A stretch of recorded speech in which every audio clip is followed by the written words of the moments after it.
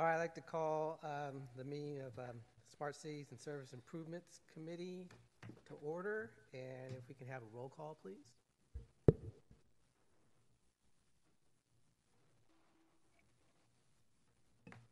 Here. Present. Member Davis? Here. Councilmember Camis? Here. Councilmember Jones? Here. We have a quorum. Thank you. First item of business is the review of the work plan. We have 3 items, B1, 2, and 3 that are to be dropped. And if I can get a motion to cover all 3 items in one motion, that'd be appreciated. So moved. Second. All right, it's been moved and seconded. All in favor, say aye. Aye. Aye. All opposed? All right, motion passes. Next is nothing on the consent calendar, so the next item of business is D1, which is autonomous vehicles. Honorable Chair, Mr. Mayor, members of the committee, members of the general public, Kip Harkness, Deputy City Manager. It's my privilege to introduce this topic of autonomous vehicles and ask Kevin O'Connor and Jill Northwood, our Department of Transportation, to take us through a pretty amazing update on the work that they've been doing that is really pioneering in the way that we're approaching this interesting subject. So I won't steal any of their thunder and look forward to the presentation.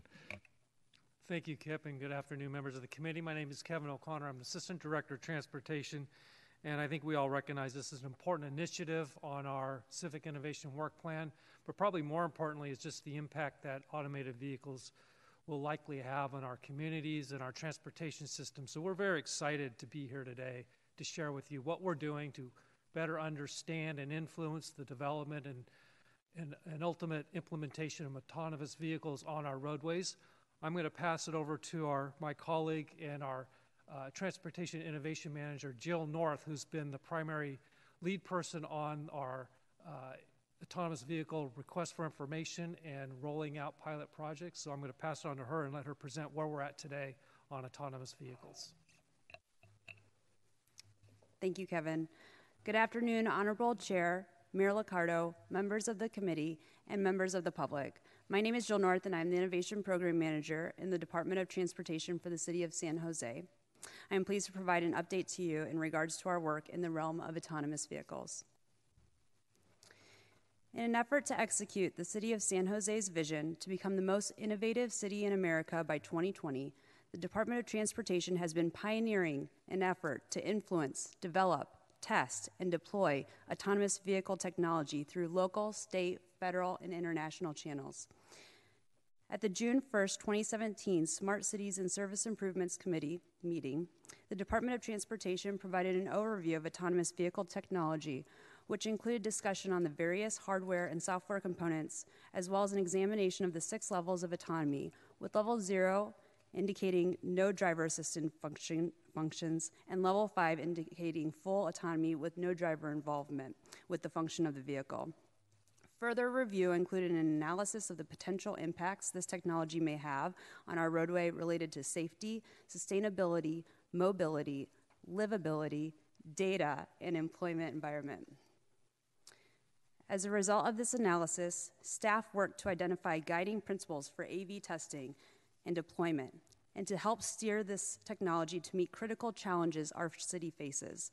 Included in these core values were to promote the safety of all users, to reduce the environmental impacts of vehicle miles traveled, to improve mobility for all, to support a balanced transportation system, to create livable communities, and to obtain data that is critical for future planning of the transportation system.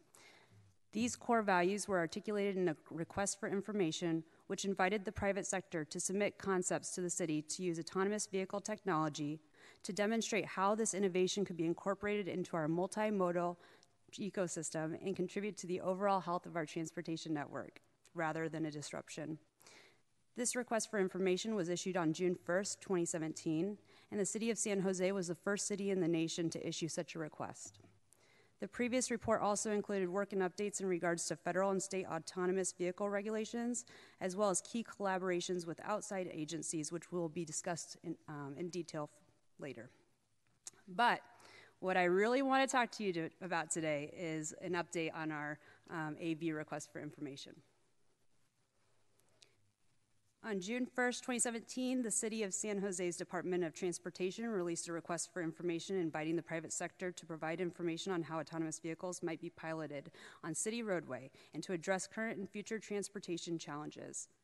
This effort was captured by local, regional, and national publications, and as far as we know, San Jose was the first city in the nation to formulate a procedure around seeking a potential private-public partnership in the implementation and deployment of autonomous vehicles. By pioneering this process, the City of San Jose's request for information has served as a demonstration in developing a framework on how to effectively engage with the private sector and identify potential use cases for AVs to play a critical role in our multimodal environment. The City of San Jose's demonstration policy and request for information has served as a standard for other major cities in developing their own autonomous vehicle technologies and strategies, including Los Angeles, San Francisco, Portland, and Sacramento. As a result of this effort, the city received a total of 31 responses to the request of information by the July 28th, 2017 deadline. This table summarizes the 31 responses received from the private sector in response to the city's autonomous vehicle request for information. The companies that submitted responses to this initiative range from local San Jose startups to large multinational companies. Just as the size of the companies varied greatly, as did the types of responses submitted. There were a total of 13 responses that would directly deploy autonomous vehicles on city or other public roadway. 4 responses relating to AV and transportation data collection, management, and analytical services, 2 roadway and infrastructure mapping services, 6 project management, technology, and general business consulting services, and 6 services that were categorized as other, which include communication networks, travel applications, and third-party AV safety certification. The Department of Transportation formed a task team of key internal and external stakeholders to review the information provided throughout the months of August and September. This team was led by the Department of Transportation and included staff from the Mayor's Office, Prospect Silicon Valley, and Valley Transit Authority.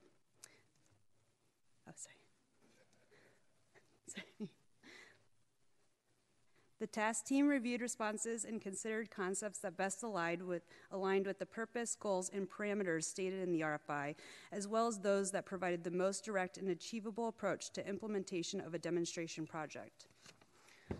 While nearly all responses were informative and well prepared, the team identified 4 concepts that were particularly promising and warranted additional information.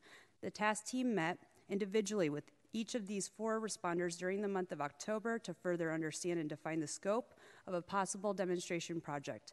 As a result, the team is now working with representatives from 2 of those proposals to develop formal demonstration projects in San Jose.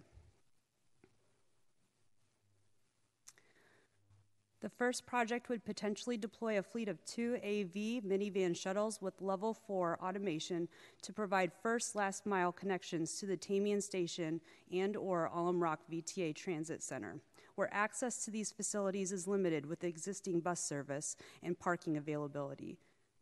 This demonstration project would include a data analytics platform to evaluate the impact that this type of AV service would have on transit ridership. Future expansion of this demonstration could include testing over 4G LTE and 5G broadband technology for advanced AV data and software management. AV service could potentially begin in the summer of 2018.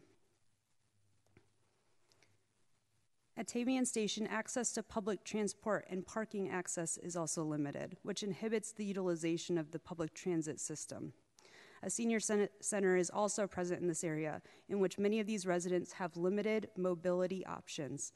Some of the outcomes we are hoping to achieve incorporating an autonomous solution in this area include reducing vehicle miles traveled, addressing first last mile connections, but also the mobility and the livability of this area. Rather than our residents in this area relying on their own vehicles for transit and parking and adding congestion, this pilot serves to reduce the congestion and provide a more balanced and livable environment for all. The Alum Rock VTA Transit Center area is a Vision Zero corridor, which means that there is a higher number of traffic-related fatalities and severe injuries in this area as compared to others. Additionally, the residents in this area are of lower income and low vehicle ownership, limiting their transportation options in an area that already experiences challenges in safety. VA Emergency Housing Facility is also located in this area where veterans seek support in rebuilding their lives, but they have limited transit options to utilize when accessing other services. By implementing a project in this area, we will be supporting ongoing initiatives around safety and mobility, as well as providing an equitable solution for our residents. Autonomous vehicles will provide a solution to a gap in our transportation network, allowing our residents to safely and efficiently access all of their transit options. Along with providing solutions for our residents in terms of mobility and equity, this pilot also serves the city in regards to data. By having access to information that is occurring on our roadway, we will be able to plan for our future and utilize data to better inform our decisions to make our streets safer and more efficient. The second project would potentially deploy 3 to 10 luxury AV sedans with level 4 automation to support existing transit operations along and around San Carlos-Stevens Creek corridor in the Diridon Transit Station area. The complementary transit operations could possibly provide connections to key destinations in these areas. And in addition, the demonstration project could include the use of a ride-hailing smartphone application with the potential to be integrated with public transit mobile applications. AV service could begin in 2019. The outcomes of the Diridon Station to Santana Row connection will address critical challenges with congestion on our roadway by connecting 2 popular destinations within the city. We currently have heavy congestion and parking limitations in the Santana Row area given the expansion of hotel, retail, and attractions. So by implementing a project in this area, we will be supporting ongoing initiatives around reducing vehicle miles traveled, sustainability, mobility, and livability. The Diridon Station expansion will be the largest transit station west of the Mississippi when complete, which will create huge gaps in first and last mile connections. This pilot will connect residents and visitors and also incorporate additional key destinations, including the Convention Center, Valley Medical Center, City College, etc. The autonomous vehicle opportunity of reducing the number of single occupancy vehicles between these 2 areas of the city while connecting numerous key destinations is key to the future livability and accessibility of this area. Again, data obtained through this pilot serves to provide information critical to optimizing our transportation network in the future. Data in relation to other modes of transit, including pedestrian and bicycle counts and behavior in these areas, will better inform our efforts to be a fully supported and balanced multimodal ecosystem of the future. Sorry. Oh, jeez. Okay.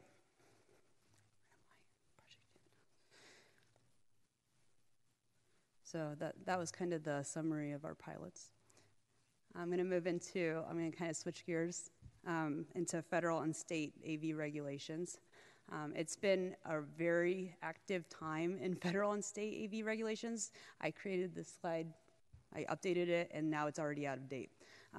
So bear with me because we'll probably go a little bit off script here.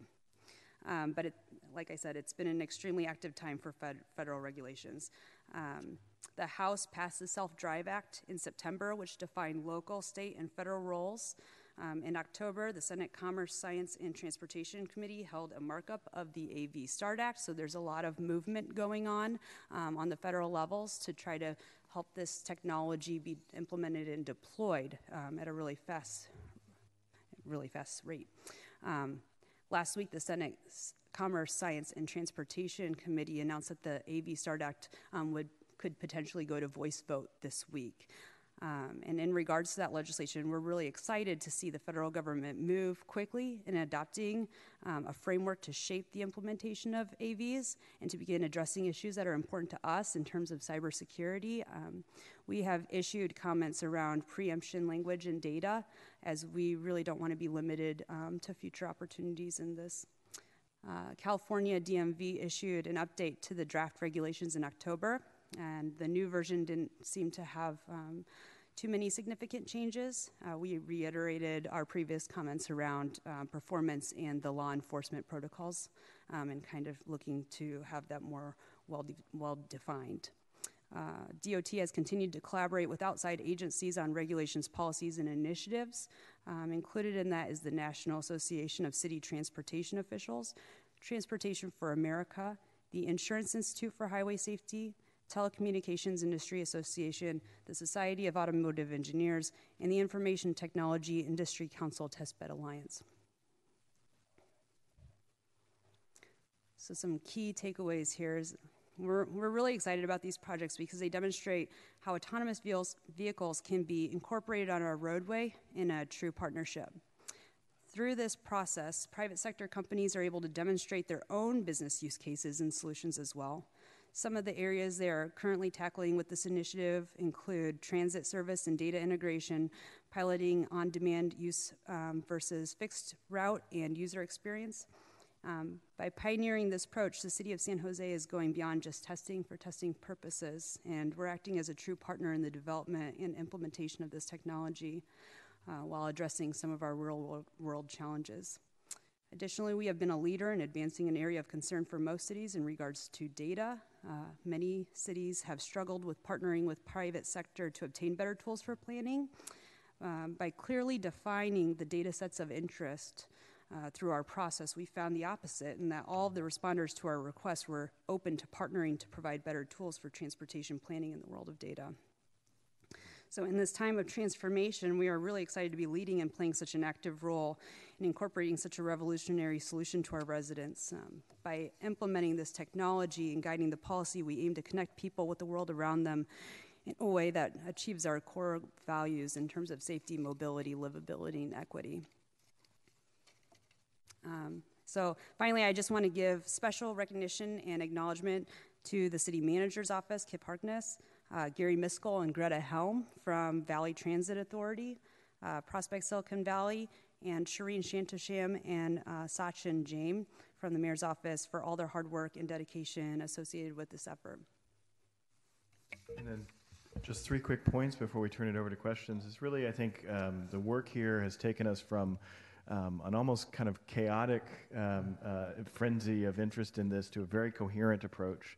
And really want to commend the work of at the department level and the city level in terms of shifting from a vendor-driven approach to this to more of a people-centered approach. And by laying out our problems, we're now able to enter into partnership with some really dynamic private sector firms, but focused on the problems that matter to the people of San Jose, not just focused on proving out a business case or a use case that a vendor is interested in. And that switch is a significant one, and I don't know that any city has been able to do it as well as the team here has done it so far.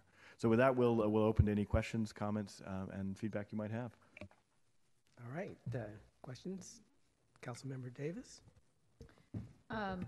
Just a practical question about the level 4. Does that mean there's going to be I think that's not full automation, right? So does that mean there's going to be someone there to, Yes. like, as a fallback driver? Thank you, Councilmember Davis. That's a great question. Yes, all of the pilots that we're looking at will operate as level 4 autonomy, but they will all have a safety driver behind the wheel to engage. Level 4 technology autonomy is basically that the car performs most of the function in a geofenced route.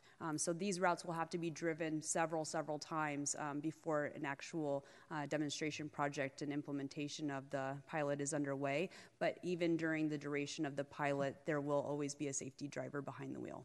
Okay, thank you. Yep. And then the other question I have I understand with the sedans, that's basically a point-to-point, right? So are there stops along the way, or do they go from Santana Row to Diridon, and that's kind of what they do? No, there will be, they will identify several different routes and test different connections. So the idea is that the routes will go between Diridon Station and the San Carlos area, and they will possibly incorporate the Valley Medical Center, the Convention Center, things like that as well. So, Yeah. Go ahead. And if I could just add, I think one of the positive things that we're gaining out of this in our discussions with the folks that we're working with are their flexibility in the routes that they're taking and the way they serve the need for mobility.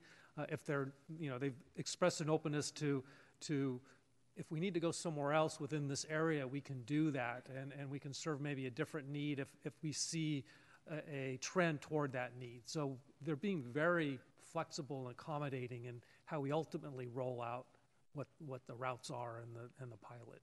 So in that case, it'll be demand driven. The route will be demand driven. And then it looks like the first project, it looks like a prescribed route or 2 routes.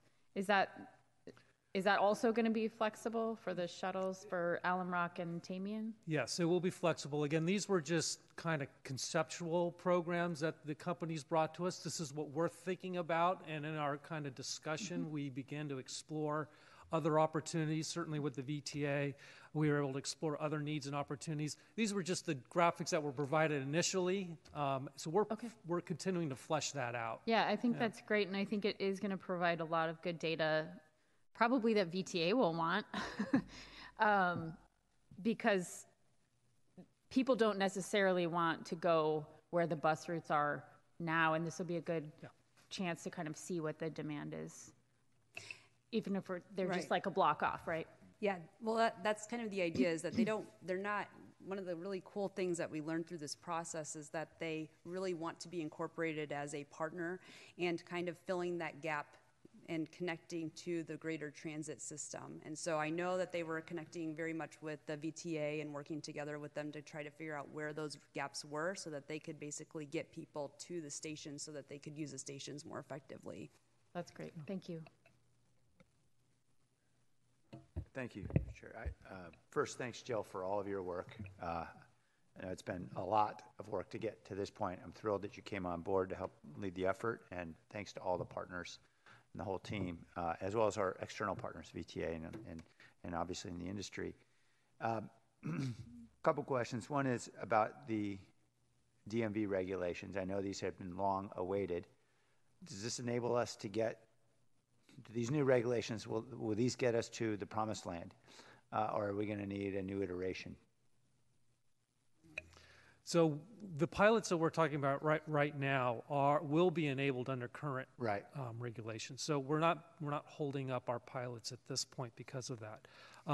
We think that the regulations are headed in the right direction, and that we will ultimately get what we want in terms of kind of opening the door, if you will, for automation in our city.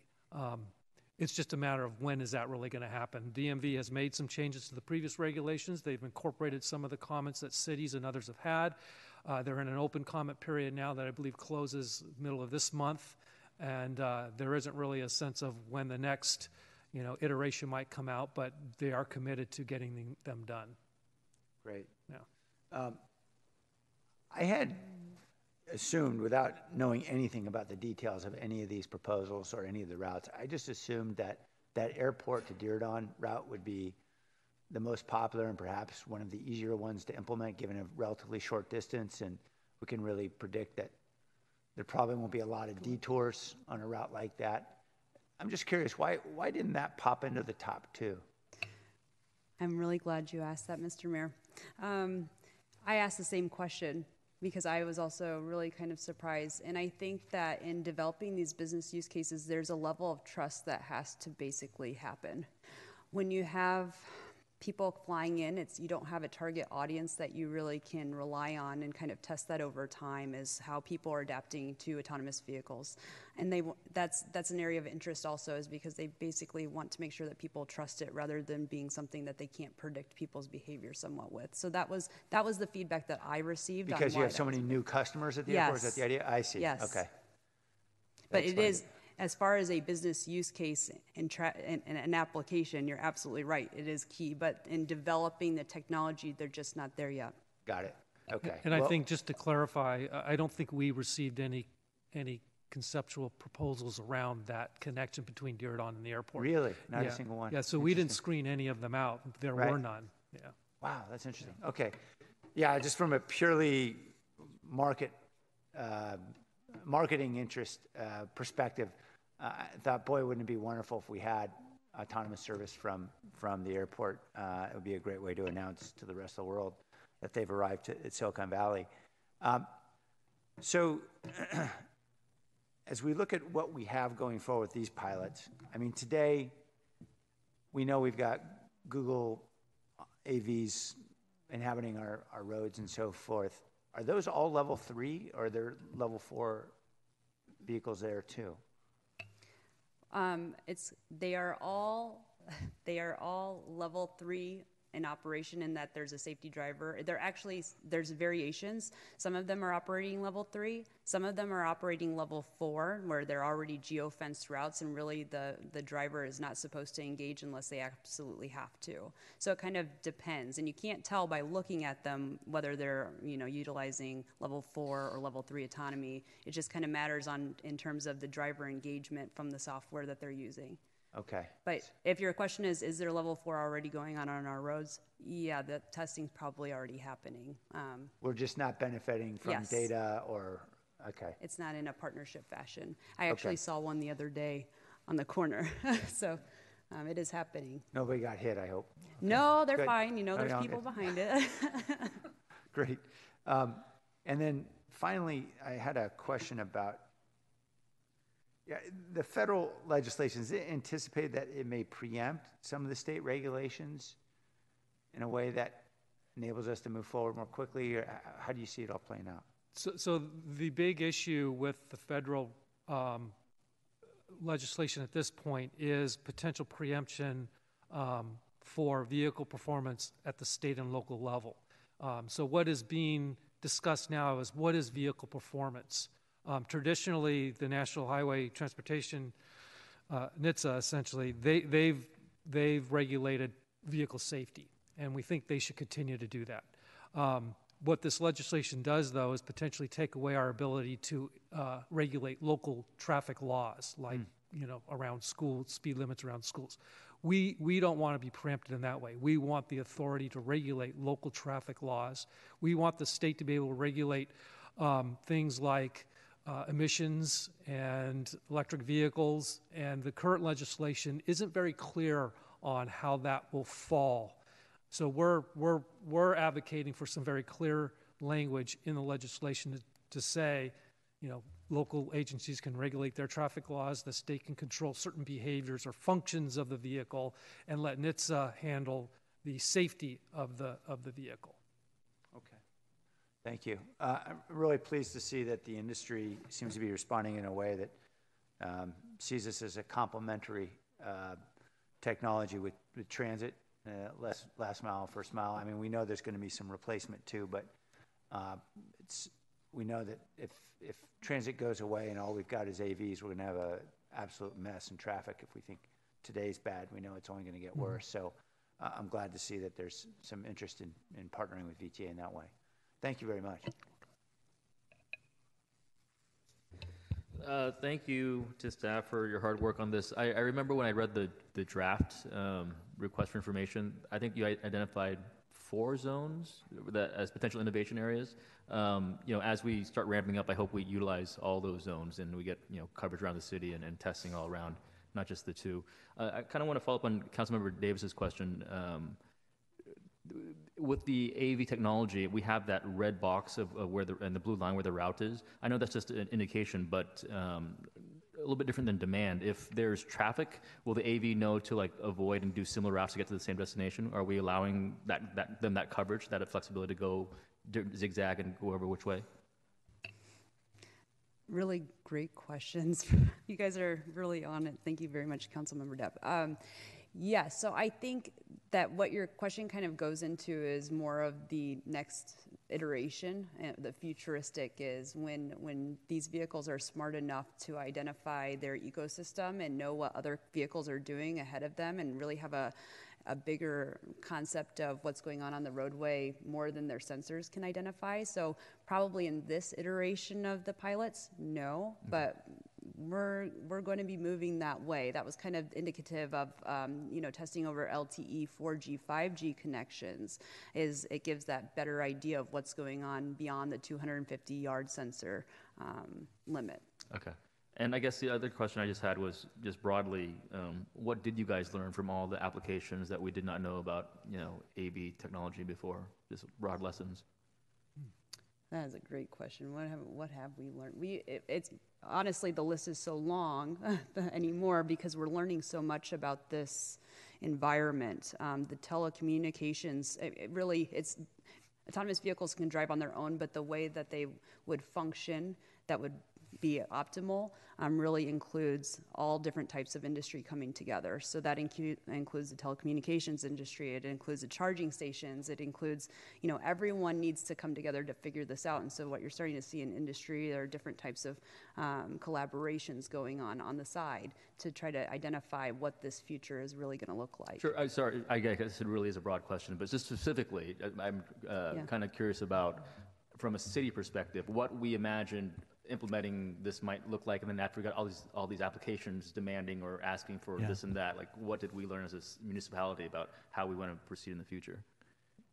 Well, I think, it's a great question, and we probably should contemplate it more deeply. But I think what we learned is that I think we have a great vision for what AV can do.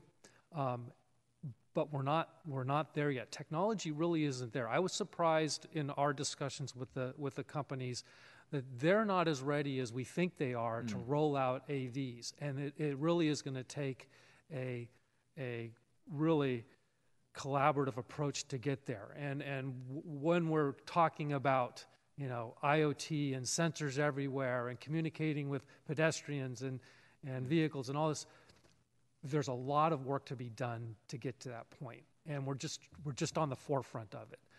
So I think what we learned is we need to be patient. We need to have a very defined process, which is what we're doing. We need to stay on top of it and just let it kind of incrementally progress. Sure. Right. I'll take that. Or I would just add on at sort of a maybe a more abstract but a citywide level is, one of the things that Mark Andreessen says when he talks about this space is think about it as connected, electric, and autonomous, right? And what we realize is then you have really three systems that you need to think about, and then therefore a system of systems. So connected means access to information very quickly. So when you're talking true level 5 autonomous, you're going to want to have 5G or the equivalent in terms of what you're connecting with in the ideal situation. If you're electric, you're going to have to rethink the way that we think about providing charging stations and charging points in private and public and private areas, and how we prioritize our infrastructure so that that's available. You'll need really an electric vehicle, electric charging strategy to do that. And then in terms of autonomous, I think there's an awful lot of implication around the Internet of Things and our communications with our infrastructure, on our signals and our lights, and even simple things on our infrastructure. I'll go to something very micro, which blew me away. One of the larger companies on this, we asked the question, what is the improvement in our infrastructure that we could make that would make the most impact or make it best for autonomous vehicles? And I was expecting all sorts of complicated replies, and there were some, but this gentleman said very clearly, he's like, paint. And we're like, what? Oh, our vehicles can see when the road is painted very clearly, so if your stripes are good and current, then we can drive more easily, right? So those are the things that we're learning, and I think it's this combination of what does it mean for a future that's connected, electric, and autonomous, and therefore how does that systems of systems interact that we're beginning to get our arms around. Thank you so much. Thank you. Actually, I want to keep it high level and broad as well, and it's actually a continuation on Councilmember Depp's question. Do we have a clearly defined understanding of responsibilities, roles, resources that we're going to provide and what our partners are going to provide? And if so, can you tell us about it? Sure. I mean, that's where we're at right now, is defining those responsibilities. We had in our in-person meetings, we talked about who the points of contact are, what kind of resources were needed, all of these types of things. And generally, we were really pleased with the responses because none of them really, not too many of them, were asking very much from the city except for maybe signal phase and timing data. So we started looking into different ways that we could provide a feed for that. But like Kip mentioned, it's just a matter of having really good road striping for the time being. We're a little bit it's kind of exciting because we're a little bit ahead of where I think they are with the technology in a lot of ways. But in being ahead of it, we will be in a really good place when this really goes into full implementation and deployment. Yeah. Our next major push in terms of moving these pilots forward is really defining the terms of a demonstration project and agreement with them, and exactly, who's going to do what and by when. We need to lay out those very specifically, and that's what we're working on with them now. Sounds almost too good to be true. Which you know what happens when it's too good to be true. Yeah, the next question is on our goals. I was looking at our goals, and they're pretty high level goals, and I was wondering at the end of this pilot if we're going to have specific metrics that we're going to measure the success of the pilot against. Yeah, you're referring to improving mobility for all and safety and all these types of things. Yes, they are high level. We do have a few measurement impacts that are impact measurements that we're looking at.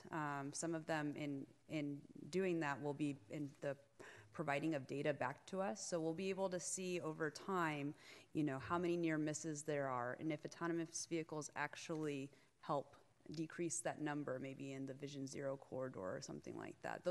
That's the type of data that we'll get back that we'll be able to check over time that will give us really good indicators of if we're achieving that vision. They're also going to be, in terms of like livability, how do you measure that? Well, they're going to be providing surveys within the vehicle for riders to kind of identify what these types of, how those changes, how their attitudes change over time, the residents, and if it's a positive thing or a negative thing. So there are measurements in place to measure those types of initiatives. Thank you. And finally, I'm really excited to see the Stevens Creek Diridon pilot project 2. I think it's we're talking about a corridor where literally millions of cars traverse through that area every year. And I see that there's could be a real value to have something like autonomous vehicles piloted there. In fact, I was kind of worried when the mayor was talking about going to the airport that he was going to make a motion to substitute Stevens Creek for the airport. I was going to knock his chair over. But fortunately, you didn't do it. So, Councilmember Camus, I know you had a question. Yeah, thank you.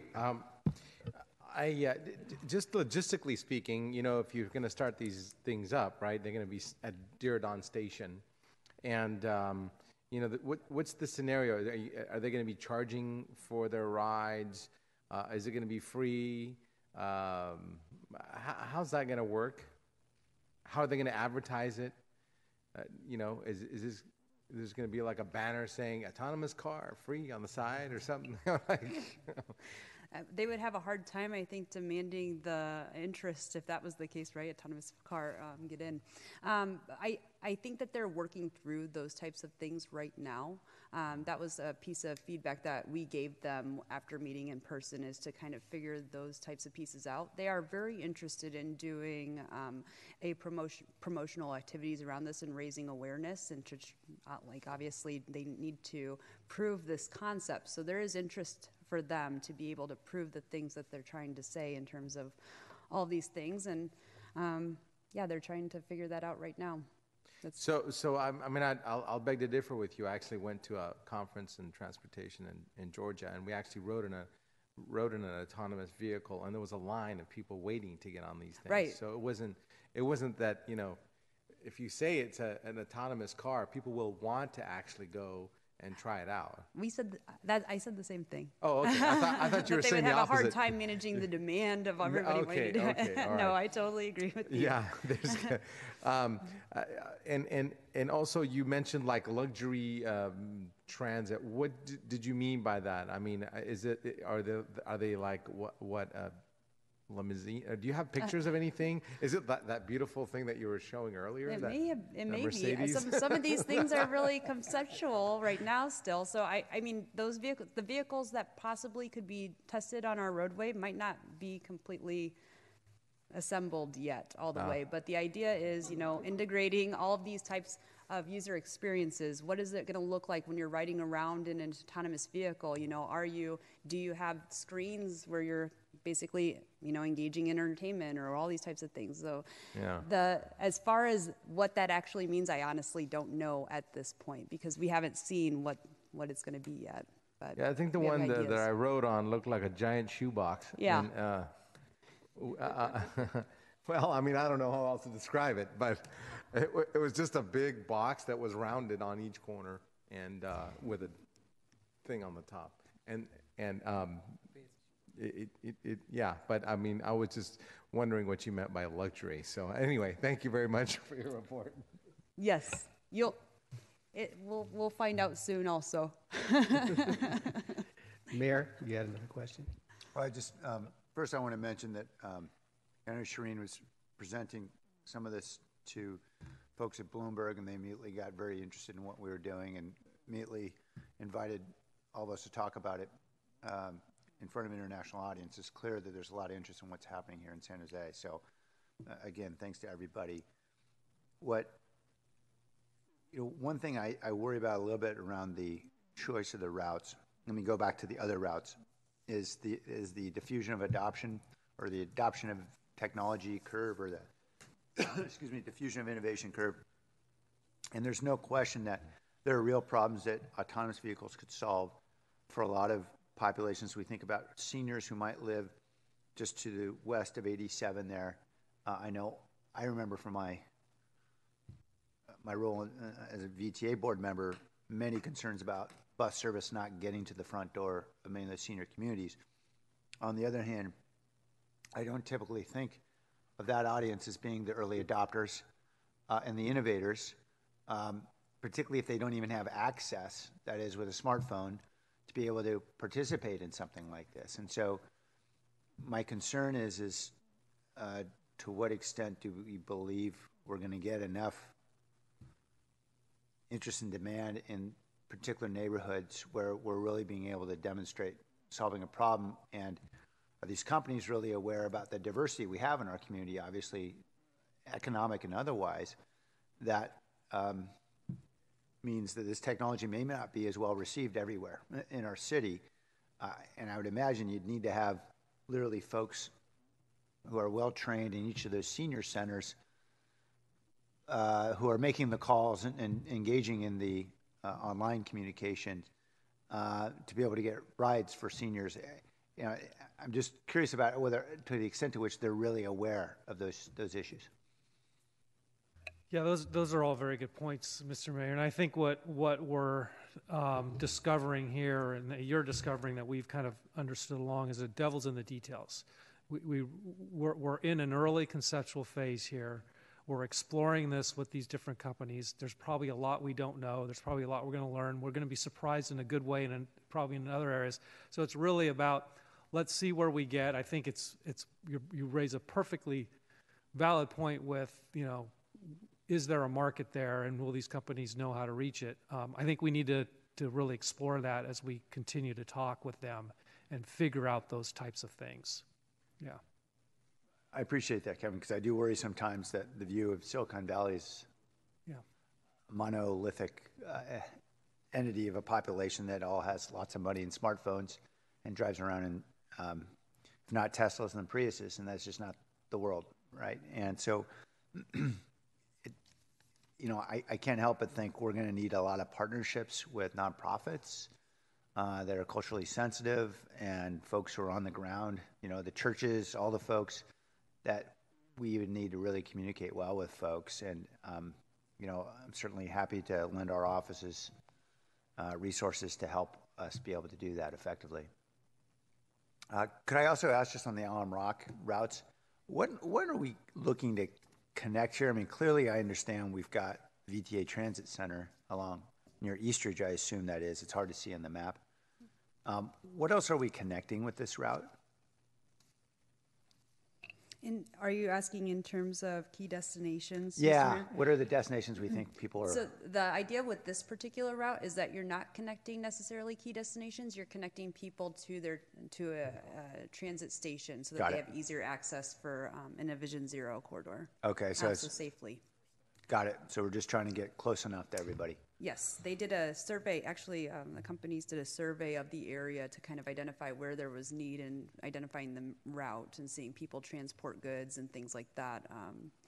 It gave them some kind of idea of where the service was needed. Okay, thank you. All right, Jill, thank you for that report, and thank you to the team for the amazing job that you've done. And we're really excited to get this thing going and started. So good job. Thank you. I have one speaker card, Blair Beekman.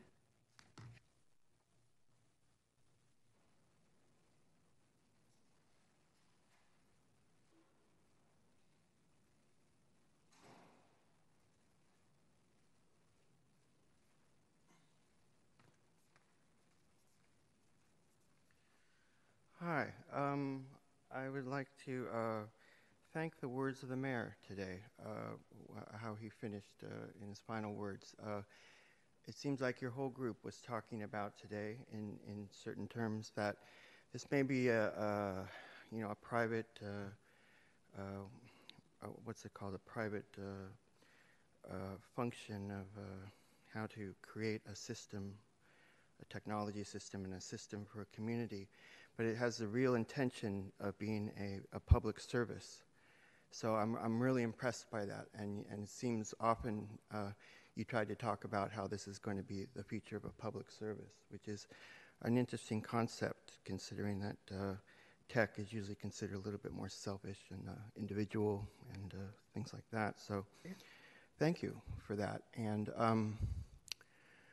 you know, I felt I needed to say, just to say that it's my feeling that, you know, there needs to be like possibly like a main artery system of like main transportation that then the AV vehicles then work off of maybe. So, I mean, to me, it's vitally important that main arteries like what is it, Stevens Creek and El Camino, for instance. I feel those two areas are just perfect candidates for a real good light rail system.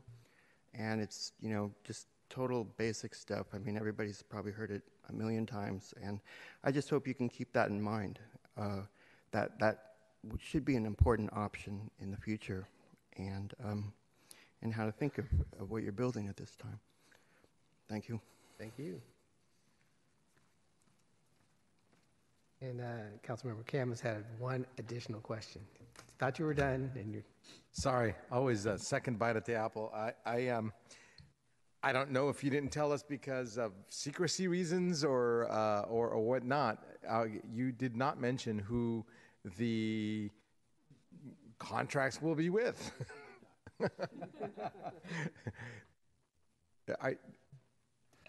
So we purposely didn't say it. We've had conversations with those companies and let them know that we're here speaking today, but we just didn't feel it was appropriate at this point to announce, you know, who it is that we're really working heavily with, because there are companies that we're not working heavily with to do a pilot. So we just don't feel like we're ready to get to that point until we have more detail worked out.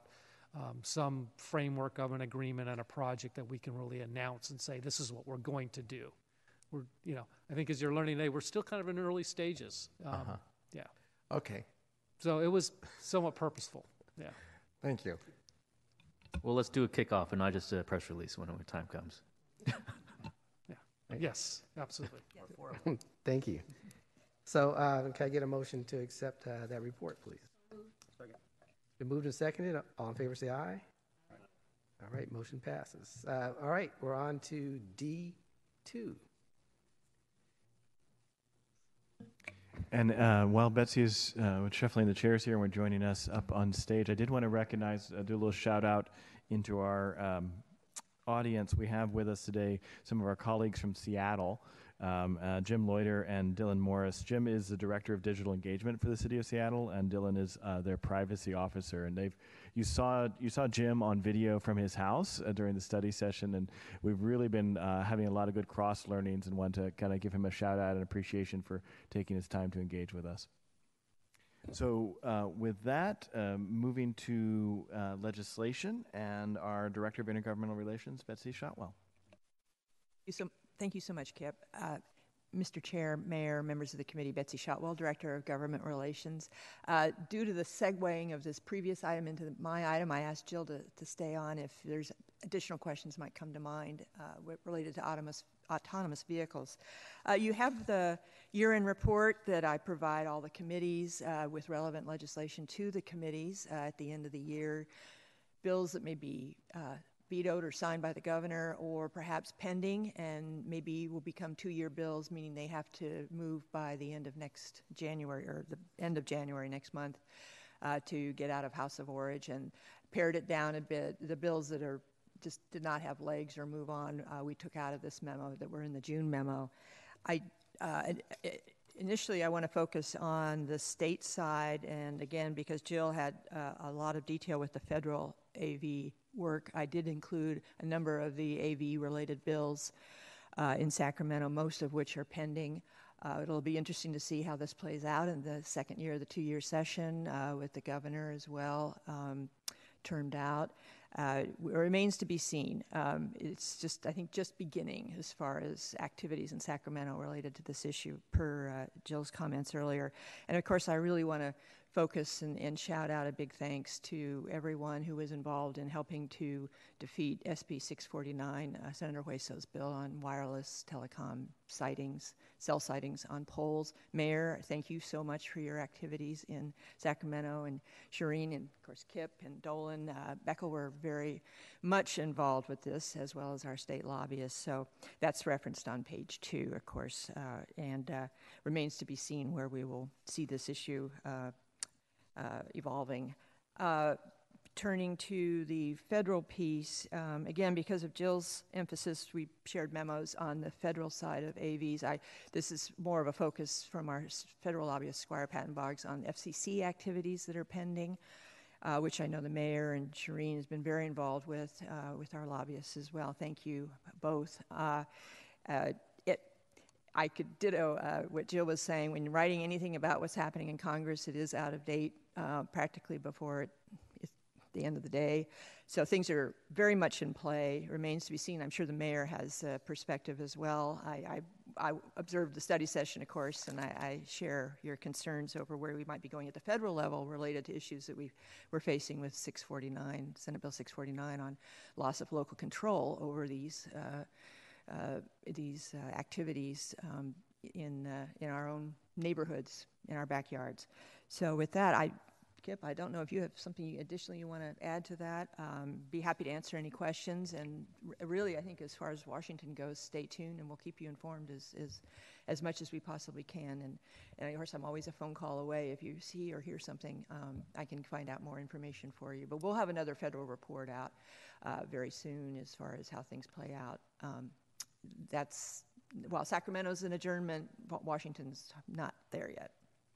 The one thing that I will add is that we've been going through a pretty extensive internal process of looking at the next legislative year and what the potential priorities are. We've engaged about 37 different folks in essentially every single department of the city.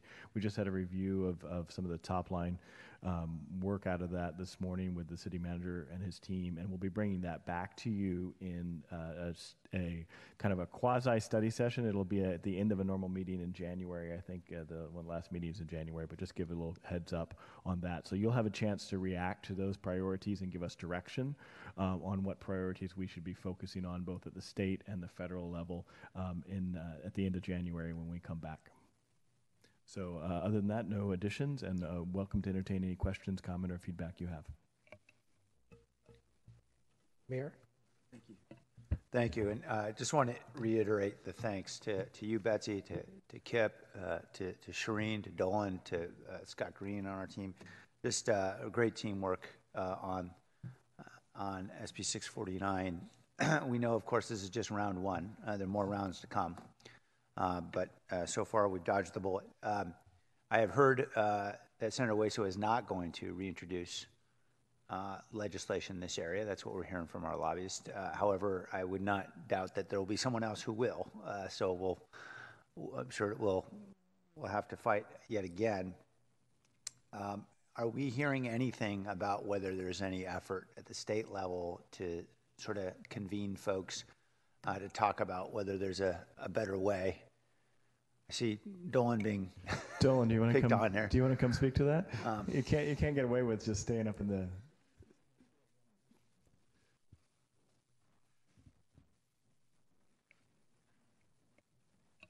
I guess the question is there a working group that you're going to be sent off to join?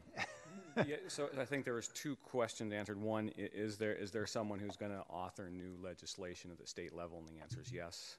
The second question was, is there any discussion about a working group? And there has been discussion with some of the governor's office about proceeding in that direction, but there's been no commitment to do so at this point in time. Okay. If we can follow up with phone calls to prod them along, I'm happy to do so. Yeah, we'll do. Thanks, Dolan. I guess while you're up there, Dolan, you may know the answer to this question too. With AB 1665, signed by the governor, revising the goal of the California Advanced Services Fund, which I think is administered by the PUC, does this give us a pot of money potentially to go after for digital infrastructure? I'm sorry, I put you on the spot, and Kip may know the answer, so I'll stop putting you on the spot. Kip, do you know the answer? No. Okay.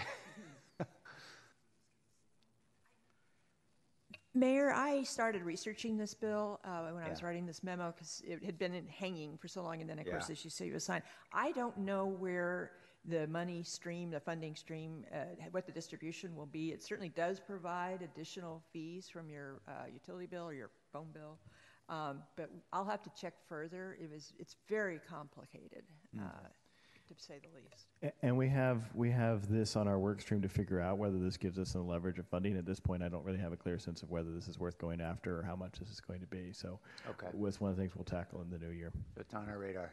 Yeah, it's on our radar. Historically, it's been targeted to more rural areas. Right. And so I think what we'd have to look into is with these changes, did they change the way in which the fund can be applied?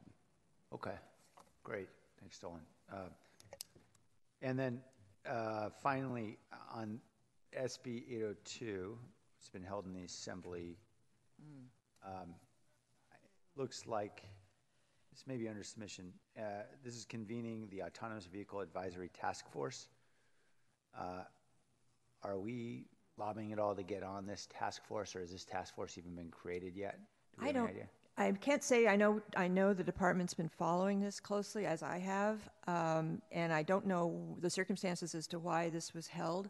It could be a number of reasons, but we'll have to check into that, Mayor. Okay. But yeah, we're definitely following this bill. Okay. And then just for purposes of information, actually, Shireen may do a better job conveying this information. She's currently fighting mightily with the Broadband Advisory group over there at the FCC in Washington, where the emails seem to come in every 30 minutes. There's a lot of lobbying going on now around the final drafts of what will be the model legislation, and we're fighting a very uphill battle with a very stacked committee, heavily influenced by all the industry representatives that are there. It appears that we'll have a vote of some kind in late January, the week of January 20th. Shireen, did you want to add anything? I'll just add, I'm sure all of you have seen the news on net neutrality and the national debates that are happening around that, as well as the gutting of the Lifeline program. And so these issues are top of mind. And, after December, the December vote on net neutrality, there probably will be more attention on this local government preemption that's happening at the federal level. There's also been legislation introduced in the Senate around this. So San Jose will quickly become, I'd say, like a focus point because of our involvement here. And so it's a real challenge, and we're working with U.S. Conference of Mayors, National League of Cities, NACO, on raising our voices. Thanks. And thanks, Shireen, for all the time and energy you've devoted to that. I was very impressed when I did go back to Washington, D.C. to sit in, how people were much more interested in talking to Shireen than to me. But it was widely complimented by people who are clearly on the other side of the battle. So that's a good sign when the folks who have been fighting you tooth and nail are complimenting the work of a member of your team. Thank you, Mayor. No other questions? Johnny? Sorry, this may or may not be a quick question. I don't know if Shireen or somebody else can answer it. On this net neutrality, is it expected to pass? Is it? Yes, it's expected to pass. There's a pretty clear split. There's 5 FCC commissioners. 3 of them are on one side of the aisle and 2 are on the other, and so it will most likely go through. Okay. All right, thank you. Thank you, Betsy, and for that report. And so can I get a motion? Well, actually, yeah, we have one speaker, Blair Beekman.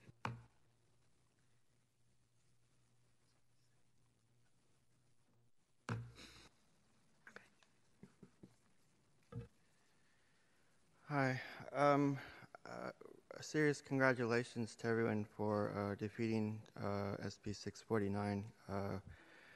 It seemed really immature, and thanks that we're going to work on it. I think an important thing, and however it returns, and for the really good work that the mayor did on this subject, the idea of the public's part in the future of how technology is introduced to the community, that I think has to be an important argument in how you talk about this subject.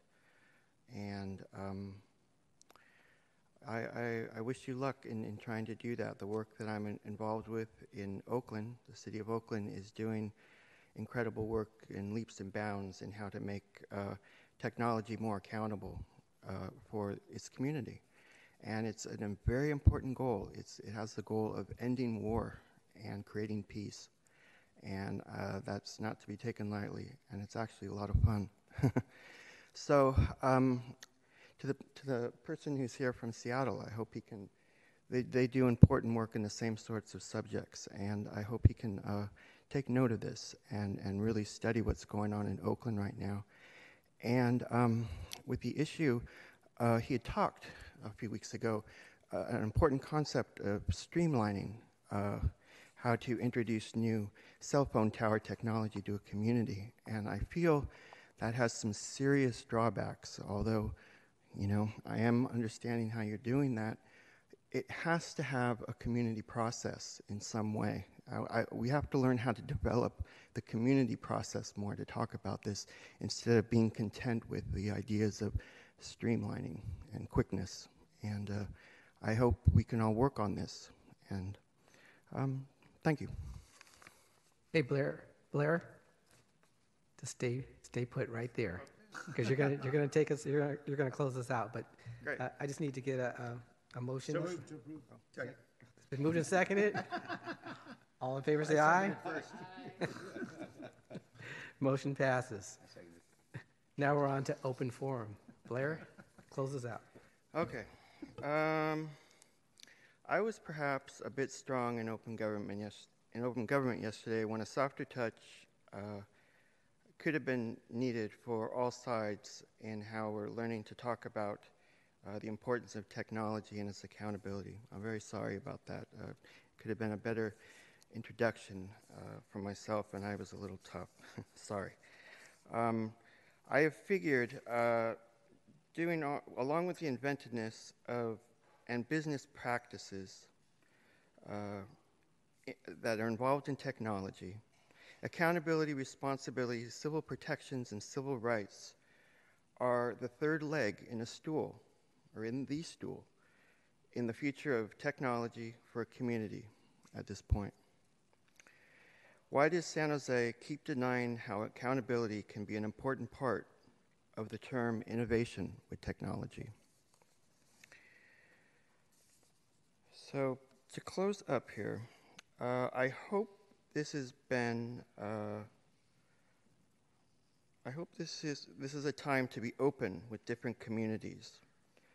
I learned an important thing yesterday. I think that openness is what I think I'm going to focus on at this time in San Jose, and just talk about that for a time. And how do we talk about openness? And each community has its own unique ideas throughout the Bay Area, yet we're all working around the same subject matter. So I hope that can be noted as well, to respect the individuality that we're trying to build as a city, but know that the cities of the Bay Area are working with the same questions.